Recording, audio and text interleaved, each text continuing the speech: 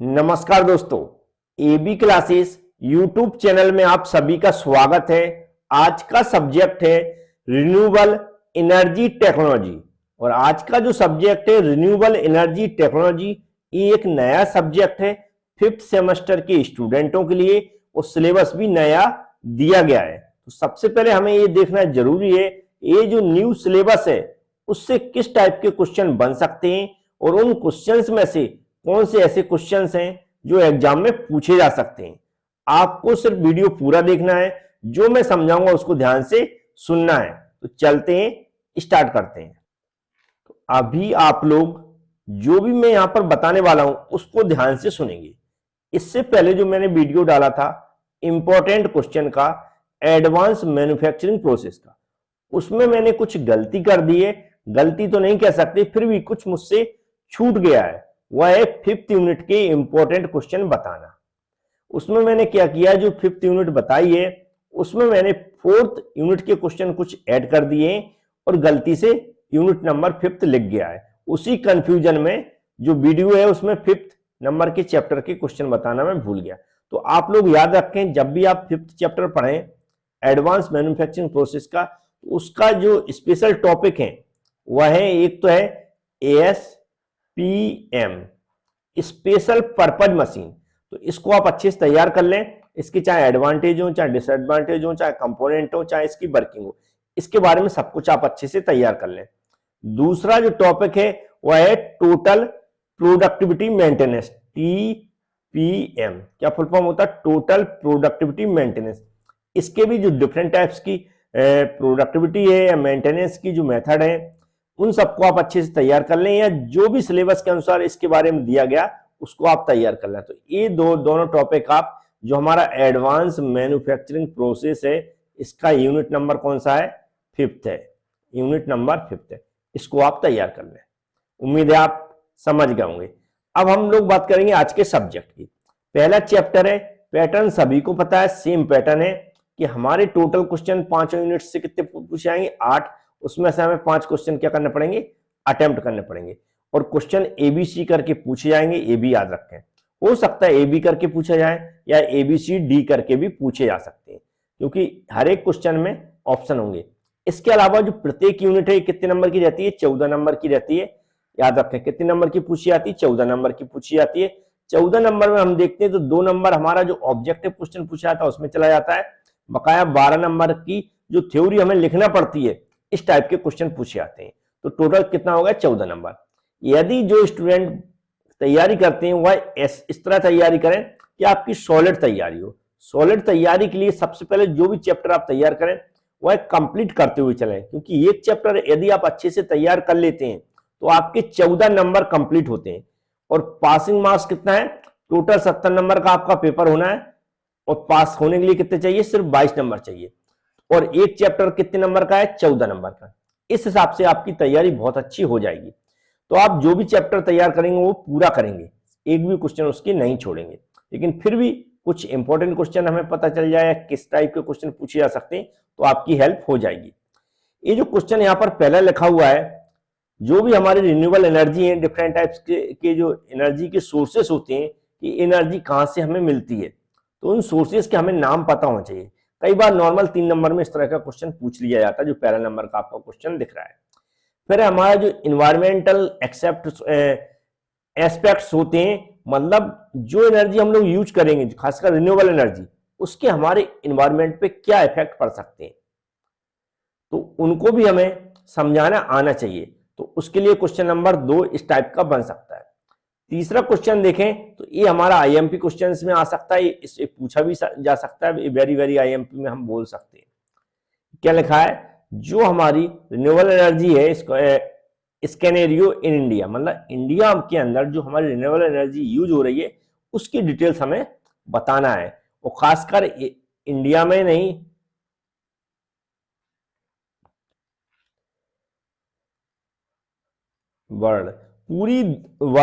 पूरी दुनिया के बारे में भी अगर क्वेश्चन पूछा जाता है कि ये जो रिन्यूएबल एनर्जी यूज हो रही है उसका हमें स्केनेरियो बताइए, तो उसके बारे में भी क्वेश्चन पूछा जा सकता है। तो उसकी भी आप अच्छे से तैयारी कर लें। फिर आप यहाँ पर देख सकते हैं जो हमारे इंडिया के अचीवमेंट्स हैं और यूजेज है रिन्यूएबल एनर्जी, ये भी आपको याद करना है, ये भी आईएमपी क्वेश्चन में हो सकता है। इसके अलावा जो हमारी इकोनॉमिक्स ऑफ एनर्जी हो गया हमारा geothermal in India, 6 number question. तो ये अदर क्वेश्चन है जो और यहाँ पर आपको दिख रहे हैं, ये भी हमारा क्वेश्चन पूछा जा सकता है, क्योंकि 14 नंबर के क्वेश्चन पूछे जाना है तो तैयारी तो कम से कम नहीं 7-8 क्वेश्चन तो एक चैप्टर में हमें पढ़ना पड़ेंगे, तब तो 14 नंबर के फंसेंगे। इसलिए मैं कोई ज्यादा आईएमपी नहीं लगा रहा हूँ, लेकिन मेरी जो कोशिश है सभी स्टूडेंटों से कि जो भी चैप्टर आप तैयार करें सभी क्वेश्चन पढ़ के जाएं। खासकर अगर आपको लग रहा है कि बहुत सारे ऐसे स्टूडेंट हैं जिनके पास ये क्वेश्चन ऑलरेडी हो सकते हैं, तो उसमें कोई नेगेटिव कमेंट करने की जरूरत नहीं है।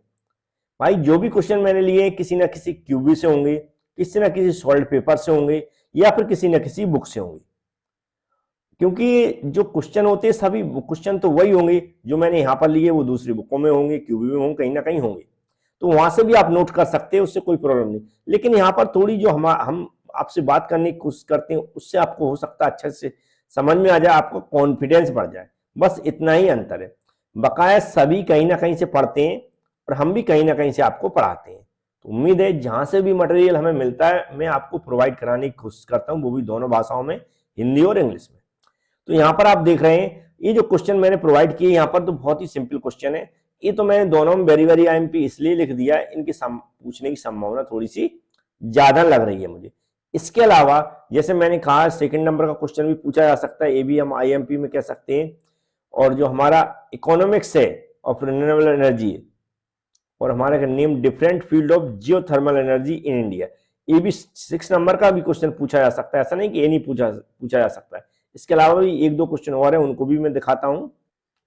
तो यहाँ पर आपको दिख रहा होगा 7 नंबर क्वेश्चन, जो हमारी विंड पावर प्लांट्स है। तो इंडिया के अंदर कौन सा ऐसा स्टेट है जहां पर हमारे विंड पावर प्लांट सबसे ज्यादा है। ऐसे ही जो हमारा स्केनेरियो बायो एनर्जी के बारे में पूछा जा सकता है, मतलब जो एनर्जी का यूजेज है इंडिया में और इंडिया के बाहर, उनके बारे में सबसे ज्यादा क्वेश्चन पूछे जा सकते हैं इस चैप्टर से, क्योंकि सिलेबस में इसी तरह कुछ दिया गया है, सिलेबस के अनुसार ही ये क्वेश्चन सारे बनाए गए हैं। जैसे मैंने बताया है कि क्वेश्चन और भी जगह मिल सकते हैं, आपको वहां से भी पढ़ सकते हैं, लेकिन वीडियो देखेंगे तो समझ में और अच्छा आएगा और आपको थोड़ा कॉन्फिडेंस बढ़ जाएगा। तो एक क्वेश्चन है, ये क्वेश्चन भी पूछे जा सकते हैं, क्योंकि ये जो हमारा स्केनेरियो है रिन्यूएबल एनर्जी का वहीं से लिए गए हैं कि उससे तोड़कर और स्पेशल क्वेश्चन पूछे जा सकते हैं, स्पेशल किसी ना किसी एनर्जी के बारे में कि इंडिया में इसका क्या रिकॉर्ड है। तो ये पहले चैप्टर के किस टाइप के क्वेश्चन पूछे जा सकते हैं वो आप समझ गए होंगे। तो नेक्स्ट चैप्टर है सोलर एनर्जी के बारे में। ये भी चैप्टर आपको कैसे तैयार करना, पूरा का पूरा तैयार कर लेना है, जिससे आपके 14 नंबर इससे भी कवर हो सके, क्योंकि हमें कितने नंबर चाहिए, सिर्फ 22 नंबर चाहिए पास होने के लिए। तो हमारी कोशिश रहती, पहले भी बता चुका हूं मैं सभी को और फिर से बता रहा हूं कि आपको पास होने के लिए कम से कम 3 यूनिट, कितनी 3 यूनिट तो तैयार करके जाना, कितनी 3 यूनिट्स आपको तैयार कर लेना, वो भी फुल जब 3 यूनिट तैयार कर लेंगे फिर आप 4th 5th जो भी आपको करना वो अपनी कैपेसिटी के अनुसार तैयार करें। और बहुत सारे ऐसे स्टूडेंट हैं जिनके पास ऑलरेडी पढ़ने के लिए कहीं ना कहीं से क्यूबी बुक या कुछ भी मटेरियल है आपके पास, तो आप पढ़ाई करें अच्छे से। लेकिन नहीं है तो ए बी क्लास हमारी एप्लीकेशन है, उसमें वीडियो लेक्चर हैं सभी सब्जेक्टों की, पीडीएफ कोर्सेज भी हैं, पीडीएफ हिंदी और इंग्लिश में मिलेगी। कोई भी क्यूबी खरीदेंगे आप, कोई भी बुक खरीदेंगे तो वह एक भाषा में मिलेगी, लेकिन हमारे यहाँ जो नोट्स रहते हैं वो दोनों भाषाओं में रहते हैं, हिंदी और इंग्लिश में, जिससे आपको समझने में आसानी हो जाती है। उम्मीद आप समझ गए होंगे। लेकिन डाटा वैसा ही रहता है जैसा क्यूबी बुकों में और जो भी स्टैंडर्ड बुक है उन्होंने दिया रहता है और जो भी टीचर पढ़ाते हैं, तो मटेरियल तो सेम मिलेगा, लेकिन यहाँ दोनों भाषाओं में मिल जाएगा, तो आपको समझने में आसानी होगी। तो यहाँ पर जो क्वेश्चन सोलर एनर्जी के बारे में कभी भी आप याद रखें, इंट्रोडक्शन हमें पता होना चाहिए सोलर एनर्जी का, कि सोलर एनर्जी क्या होती है, कहां से हमें प्राप्त होती है। वो क्वेश्चन पूछा भी जा सकता है और नहीं भी पूछा जा सकता, क्योंकि सोलर एनर्जी एक इंपॉर्टेंट टॉपिक है भाई, पूछा भी जा सकता है। लेकिन फिर जो इंपॉर्टेंट क्वेश्चन स्टार्टिंग से ही यहाँ पर स्टार्ट होते हैं, इससे हो सकता है, इस चैप्टर की मैं बात कर रहा हूँ, 21 नंबर तक के क्वेश्चन पूछे जाए, इस चैप्टर की मैं बात कर रहा हूँ। 2 नंबर चैप्टर से हो सकता है 21 नंबर तक के क्वेश्चन पूछे जाएं, क्योंकि 8 क्वेश्चन पूछे जाने हैं, इसलिए ऑप्शन हो सकता है इस यूनिट से एक्स्ट्रा क्वेश्चन पूछे जाएं। तो क्योंकि हमें दिख रहा है ये भी आईएमपी क्वेश्चन है, कैसा आईएमपी, ये भी आपको दिख रहा है, हमें ये भी आईएमपी दिख रहा है 3rd नंबर का क्वेश्चन। 4th नंबर का भी आईएमपी दिख रहा है, मतलब बहुत सारे हमें आईएमपी क्वेश्चन दिख रहे हैं यहाँ पर, इसलिए मैं उसके हिसाब से बोल रहा हूँ। मतलब ए भी पूछा जा सकता है, मैं ये नहीं कहता हूँ कि 2nd नंबर का नहीं पूछा जाएगा, ए भी पूछा जा सकता है, लेकिन जहां पर मैंने आईएमपी लिखी उसका मतलब है ये क्वेश्चन पहले एग्जामों में बार बार पूछे गए। ये मैं हर बार बताता हूँ, इस बार भी बता रहा हूँ, इसी आधार पर मैं इनको आईएमपी बोलता हूँ। अब नीचे यहाँ पर आप देखेंगे जो सोलर सेल है उसके बारे में भी क्वेश्चन पूछा जा सकता है, ये भी हमारा आईएमपी हो सकता है। हमारा understand by solar energy collectors, जो सोलर एनर्जी डिफरेंट टाइप्स के कलेक्टर्स हैं, इनको भी हमें समझाना आना चाहिए। तो solar thermal power generation plant भी लिखा आ सकता है, पावर जनरेशन एंड वर्किंग, तो हमें सोलर एनर्जी कैसे जनरेट होती है पूरी उसका डायग्राम, वर्किंग, इस सब कुछ हमें आना चाहिए, क्योंकि ये भी हमारा अगर 4 से ऊपर के नंबर में पूछा जाता है, 6 नंबर तक का क्वेश्चन पूछा जाता है, तो उसमें इस टाइप का क्वेश्चन हमारा बन सकता है जो हमारा 8 नंबर का क्वेश्चन है, क्योंकि इसमें पूरी कंप्लीट विथ डायग्राम हमें समझाना पड़ेगा। और याद रखें उतना ही लिखें जितनी जरूरत हो, ऐसा नहीं कि हमें सोलर एनर्जी के बारे में पता है तो 3 पेज भर दें। आप जितने नंबर का क्वेश्चन पूछा गया उसके हिसाब से लिखें, नहीं तो आपको जितना शॉर्ट में मैंने जो भी मटेरियल हमने प्रोवाइड किया है हिंदी या इंग्लिश में, उसी के हिसाब से उतना ही आप लिख कर आ जाए तो भी चलेगा। और जो क्वेश्चन यहाँ पर बहुत सारे ऐसे क्वेश्चन होंगे जो मैंने हो सकता अभी पीडीएफ अपलोड ना की हो या फिर वीडियो ना बनाया हो, तो परेशान ना हो, बहुत जल्द अपलोड हो जाएगा।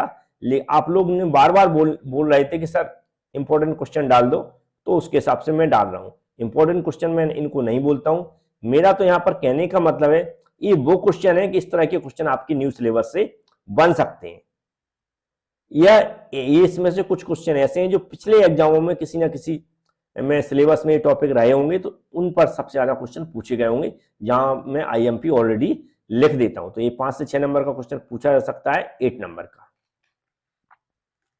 अब हुआ 3rd चैप्टर स्टार्ट, मतलब 3 यूनिट तक आपको कंप्लीट पढ़ाई करना है बिल्कुल। अगर हमारे वीडियो देखते हैं, हमारी आवाज आ रही है, सुनाई दे रही है, तो आप बिल्कुल 3-3 यूनिट तो सभी सब्जेक्टों की पहले सबसे पहले स्टार्टिंग में अच्छे से तैयार कर लें। इसके बाद आपके पास समय बचता है, आपको लगा आपका कॉन्फिडेंस बढ़ा हुआ है, तो आप 4थी 5वीं यूनिट भी तैयार करें। तो 3-3 यूनिट आप सभी लोग करेंगे। 3rd यूनिट में स्टार्ट कर रहा हूं, जो नॉर्मली यूनिट का नाम है विंड एनर्जी। विंड एनर्जी के बारे में सभी लोग जानते हैं, नॉर्मल इंट्रोडक्शन पर क्वेश्चन पूछा जा सकता है। इसी तरह जो क्वेश्चन देखो लिखा हुआ है विंड एनर्जी के बारे में समझाइए। विंड एनर्जी सिस्टम क्या होता है, मतलब कैसे डिफरेंट टाइप्स के सिस्टम होते हैं, उसमें डिफरेंट टाइप के सिस्टम तो आपको पढ़ना ही है, लेकिन विंड एनर्जी जो सिस्टम है, कि विंड एनर्जी को विथ डायग्राम समझाइए कैसे जनरेट होती है, इससे हम पावर कैसे जनरेट करते हैं। जो लाइट वगैरह जो हमारी जलती है, ये जो हमारी विंड एनर्जी से भी हम इलेक्ट्रिसिटी जनरेट करते हैं, तो वह कैसे जनरेट होती है, क्या विंड एनर्जी होती है, क्या कौन कौन से इसमें हम कंपोनेंट का उपयोग करते हैं, कैसा पूरा सिस्टम होता है, कैसे वर्क करता है, इस टाइप का क्वेश्चन पूछा जा सकता है जब भी 4 या 5 नंबर का क्वेश्चन पूछा जाएगा। तो उम्मीद है जो विंड एनर्जी सिस्टम है इसको आप अच्छे से याद कर लें, खासकर इसकी वर्किंग और कंस्ट्रक्शन, डायग्राम और कंपोनेंट। फिर हमारा जो विंड टरबाइन जनरेटर है, इस पर भी क्वेश्चन पूछा जा सकता है, आईएमपी में लिख देता हूं। ये भी जो विंड एनर्जी सिस्टम है, ओनली वर्किंग और कंडीशन समझाइए विंड एनर्जी के बारे में, तो भी ये भी हम आईएमपी बोल सकते हैं। ये भी जो जनरेटर के बारे में तैसे। अब विंड एनर्जी के एडवांटेज डिसएडवांटेज, तो इस तरह के क्वेश्चन पूछे जा सकते हैं। विंड एनर्जी से जितने टाइप्स के क्वेश्चन बन सकते हैं वह मैंने कोशिश की, सामने आपको दिख रहे होंगे। उम्मीद है नेक्स्ट आपको दिख रहा है एप्लीकेशन भी पूछी जा सकती है कि विंड एनर्जी की एप्लीकेशन क्या है, कहां पर इसका उपयोग है, क्योंकि कंटिन्यू हम विंड एनर्जी के बारे में पढ़ रहे हैं। क्वेश्चन आपको बहुत सारे दिख रहे होंगे, लेकिन टॉपिक एक ही है। क्योंकि टॉपिक को हम लोग कैसे पढ़ते हैं, पहले हम उसका इंट्रोडक्शन पढ़ेंगे, फिर उसका कंस्ट्रक्शन पढ़ेंगे, फिर उसकी वर्किंग पढ़ेंगे, फिर उसके एडवांटेज पढ़ेंगे, डिसएडवांटेज पढ़ेंगे, फिर उसकी एप्लीकेशन पढ़ेंगे। तो इतना सारा जो मटेरियल होता है जो हम पढ़ते हैं, उसको मैंने यहाँ पर क्वेश्चनों में डिवाइड कर दिया, क्योंकि इस तरह के क्वेश्चन ऑलरेडी पूछे जाते हैं, बस इसलिए मैंने किया। फिर लिखा जो सेफ्टी एंड एनवायरमेंटल एस्पेक्ट्स हमारे विंड एनर्जी के बारे में, ये भी एक आईएमपी क्वेश्चन हो सकता है, क्योंकि इस तरह के क्वेश्चन अधिकतर पूछे जाते हैं, इसलिए उस हिसाब से मैं बोल रहा हूँ। अब जो हमारी टेक्नोलॉजी है, डीसी जनरेटर एंड टेक्नोलॉजी, हो सकता है इस पर क्वेश्चन पूछा जाए ना पूछा जाए, लेकिन इसके बाद वाला जो क्वेश्चन है विंड एनर्जी के बारे में का 8 नंबर का क्वेश्चन भी आईएमपी में आता है। तो टेक्निकल डाटा के बारे में यदि पूछता तो फिर 7 नंबर को वो इंपॉर्टेंट दे सकता। मतलब अगर चेक भाई पेपर बनाने वाला उसको लगेगा नहीं बच्चों से किसी टेक्नोलॉजी के बारे में पूछा जाए, न्यू टेक्नोलॉजी, तो डीसी जनरेटर टेक्नोलॉजी के बारे में पूछ सकता है, भाई उसकी मर्जी। तो हमारा कहने के बाद बहुत कम कम क्वेश्चन मैंने यहाँ पर लिए हैं, और भी क्वेश्चन बन सकते थे, लेकिन आप पर लोड ज्यादा ना पड़े, आप अच्छे से इनको याद कर पाए, और ऐसे याद करें क्वेश्चन बना के भी पूछता तो भी आपसे बन जाए, आप उसका जवाब दे सकें या लिख सकें उसके बारे में। एक सिंपल सब्जेक्ट है, तो आप समझ गए होंगे जो भी मेरी समझाने की कोशिश की। आप कहीं से भी पढ़ें, क्यूबी से पढ़ें या फिर कहते हैं किसी बुक से पढ़ें या इंटरनेट से पढ़ें जरूर। और मैंने पहले भी कह चुका हूं, फिर से कह रहा हूं, जो भी मटेरियल मैं प्रोवाइड कराता हूं ये भी हम भी बुकों से या क्यूबी से कहीं ना कहीं से, जहां से मुझे लगता है जिस क्वेश्चन का आंसर जहां से भी मिलता है, जितना अच्छा मिल सकता है वहां से मैं लाने की कोशिश करता हूं और आपको प्रोवाइड कराता हूं। एबी क्लास एप्लीकेशन यदि आपको समझ में नहीं आ रहा है, क्योंकि कुछ ना कुछ अपडेट होता रहता है, तो आप हमसे तुरंत कॉन्टैक्ट करें और बात करने की कोशिश करें। और उसमें ऐसा नहीं सोचेंगे सर कि बात करने में कोई आलस लग रहा हो, क्योंकि एग्जाम आने वाले हैं और आपको पता है ये जो हम मटेरियल प्रोवाइड कराते हैं बहुत कम कीमत का होता है, और आपका जब बैक लगता है तो उसकी कीमत ज्यादा होती है, क्योंकि 350 रुपये तो आपके फॉर्म भरने में लग जाते हैं। जबकि यहाँ पर मैं नोट्स अकेले प्रोवाइड कराता हूँ, वो भी हिंदी इंग्लिश दोनों भाषाओं में, सिर्फ 500 रुपये में। और जो वीडियो लेक्चर भी है और सब कुछ उसमें मिलेगा, वीडियो लेक्चर मिलेगा, नोट्स मिलेगा, हमने समझाए भी होंगे, न्यूमेरिकल होंगे, सब कुछ होंगे, वो आपको 1000 में मिल जाएगा। सारे 6 के 6 सब्जेक्टों के वीडियो और नोट्स। तो उम्मीद है बहुत सस्ता है। वैसे डिस्क्रिप्शन बॉक्स में मैंने वीडियो की लिंक दे दी है, उस वीडियो को देखकर भी आप पूरी प्रोसेस कर सकते हैं एबी क्लास एप्लीकेशन के बारे में। तो ये 3rd चैप्टर में मैंने बात करने की कोशिश की, जो भी बताने की कोशिश की, इसलिए क्योंकि 3rd चैप्टर अभी तक सबको तैयारी करना है 3rd चैप्टर तक की। उसके बाद के जो क्वेश्चन बनते हैं वो, और भी जो बच्चे हैं जिनको लगता नहीं मैं और पढ़ सकते, तो आगे हम क्वेश्चन बता रहे हैं, उनको भी आप पढ़ें। नेक्स्ट चैप्टर 4th नंबर का, जितने क्वेश्चन आपको दिख रहा है इतने ही आपको तैयार करना है, इसकी टेंशन नहीं है। बायोगैस, बायोमास है ना, नॉर्मल जो गोबर से गैस बनती है घरों में, हम बहुत सारी जगह देखा होगा, आपने नहीं देखा होगा तो पढ़ लेंगे इसके बारे में, तो भी जानकारी मिल जाएगी। नॉर्मल इंट्रोडक्शन हमें पता ही होना चाहिए बायोगैस क्या होती है, एक गैसीफायर उसमें जो यूज करते हैं उसका क्या फंक्शन होता है। भाई बायोमास हमें पढ़ना है, सिर्फ डेफिनेशन उसकी याद नहीं करना है, इसका कंस्ट्रक्शन कि इसमें कौन कौन से कंपोनेंट यूज किए जाते हैं, ये कैसे वर्क करता है, इसके एडवांटेज, डिसएडवांटेज, एप्लीकेशन क्या समझे हम लोग। बायोमास के बारे में हमें कैसे पढ़ना है, इसका इंट्रोडक्शन पढ़ना है, इसका कंस्ट्रक्शन पढ़ना है, इसका डायग्राम हमें बनाना सीखना है, उसमें जो कंपोनेंट यूज किए जाते हैं उनका फंक्शन सीखना है, उसके बाद इसके एडवांटेज, डिसएडवांटेज और एप्लीकेशन। तो आपके बहुत सारे यहाँ पर जो क्वेश्चन दिख रहे हैं वो आधे तैयार वैसे हो जाएंगे। जैसे बायोमास प्लांट है, प्लांट का यहाँ पर मतलब ही है कंस्ट्रक्शन एंड वर्किंग, तो ये क्वेश्चन कंस्ट्रक्शन वर्किंग कवर हो जाएगा। और बायोमास डिफरेंट टाइप्स की जो प्लांट होती है वो जरूर अलग नाम हमें याद होना चाहिए, तो ये अलग सा क्वेश्चन बन जाता है। लेकिन एप्लीकेशन हो गया, ये गैसीफायर उसका कंपोनेंट का नाम हो गया, मतलब आपके हमें कह सकते हैं सिर्फ 4th नंबर का क्वेश्चन छोड़ के 4th नंबर का क्वेश्चन छोड़ के 1, 2, 3 और 4 नंबर के सिर्फ बायोमास के इंट्रोडक्शन के अंदर ही आ जाते हैं। क्योंकि हम कंप्लीट इंट्रोडक्शन कैसे पढ़ते हैं, सबसे पहले उसकी डेफिनेशन पढ़ेंगे, उसका डायग्राम बनाना सीखेंगे, उसके जो कंपोनेंट यूज किए गए डायग्राम में उनका फंक्शन सीखेंगे, उसकी वर्किंग सीखेंगे, एडवांटेज, डिसएडवांटेज और एप्लीकेशन, इतने क्वेश्चन कवर हुए। अब है प्रोडक्शन मेथड ऑफ बायोमास, तो ये भी इसमें ऊपर का जो एक क्वेश्चन दोनों एक ही मानता हूं मैं कि भाई प्रोडक्शन मेथड कैसे बायोमास से एनर्जी हम प्रोड्यूस करते हैं वही समझाना है। हाँ, एक क्वेश्चन होगा 7, ये थोड़ा सा अलग क्वेश्चन हो जाता, तो ये भी पूछा जा सकता है, आईएमपी क्वेश्चन में हो सकता है। एथेनॉल प्रोडक्शन हो गया, बायोडीजल पावर प्लांट भी आईएमपी हो सकता है ना, ये भी आईएमपी हो सकता है। देखो एक क्वेश्चन तो ये जो यहाँ से बन रहा है पूरे में से एक दो क्वेश्चन तो पूछे आएंगे यहाँ तक, ये इतने क्वेश्चन में कुछ क्वेश्चन आईएमपी होंगे ही, क्योंकि एक ही क्वेश्चन है वो, एक क्वेश्चन आईएमपी, ये भी क्वेश्चन आईएमपी। को जनरेशन भी आईएमपी, क्योंकि क्वेश्चन बहुत कम है, टॉपिक ही बहुत कम दिए गए आपके उसमें जो सिलेबस है, बहुत कम क्वेश्चन बनते हैं। उम्मीद है इन सभी को आप तैयार कर लेंगे, इंपॉर्टेंट के चक्कर में नहीं फंसेंगे, सभी के सभी आप अच्छे से पढ़ लेंगे, आपका काम हो जाएगा। बहुत सारे नए स्टूडेंट हैं वो हमारे एबी क्लास यूट्यूब चैनल को सब्सक्राइब कर लें, बेल आइकन पर क्लिक कर लें, एग्जाम आने वाले नोटिफिकेशन आपके पास पहुंचते रहेंगे। बहुत सारे स्टूडेंटों ने सब्सक्राइब चैनल को कर रखा लेकिन बेल आइकन क्लिक नहीं किया है, उसको ऑफ करके रखा, तो ऑन कर लें, क्योंकि एग्जाम आने वाले हैं। बहुत सारी वीडियो में अपलोड करता रहता हूं, वह आपके पास नोटिफिकेशन के रूप में पहुंचते रहेंगे, और वीडियो को लाइक भी कर दें।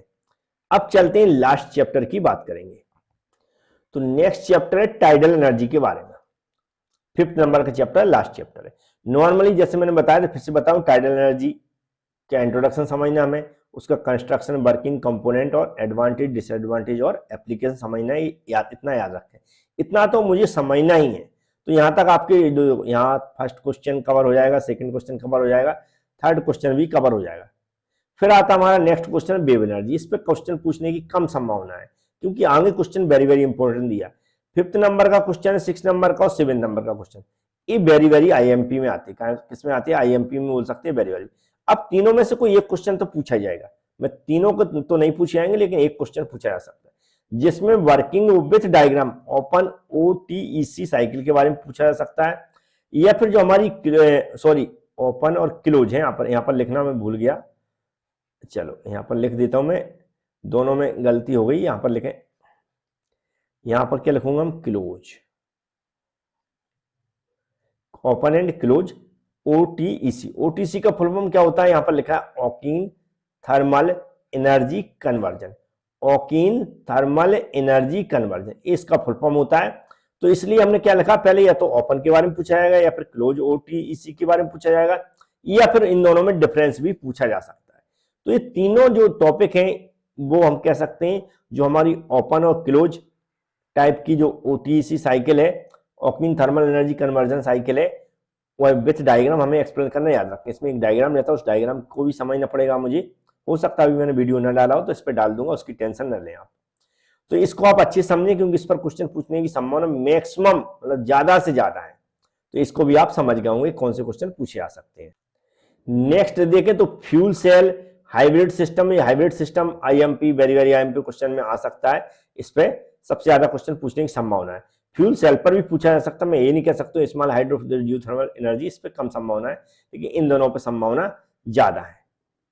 तो उम्मीद है जो भी 5 चैप्टर थे आपके वो मैंने समझाने की कोशिश की, आपको कहीं ना कहीं इन क्वेश्चन से फायदा मिलेगा। आप ऑलरेडी बुकों में ये क्वेश्चन पढ़ते हैं या किसी ना किसी क्यूबी जो चलती हैं या जो सॉल्व पेपर चलते हैं उनमें पढ़ते रहते हैं, लेकिन उससे कहीं ज्यादा फायदा उन्हीं क्वेश्चंस को अगर मैं यहाँ पर पढ़ के सुना रहा हूँ और समझा रहा हूँ तो उसमें जो खुद से पढ़ेंगे आप उससे कहीं ज्यादा फायदा यहाँ पर मिलने वाला है। उम्मीद है आप समझ गए होंगे। वीडियो को लाइक करके जरूर वीडियो को बंद करें। Thank you friends.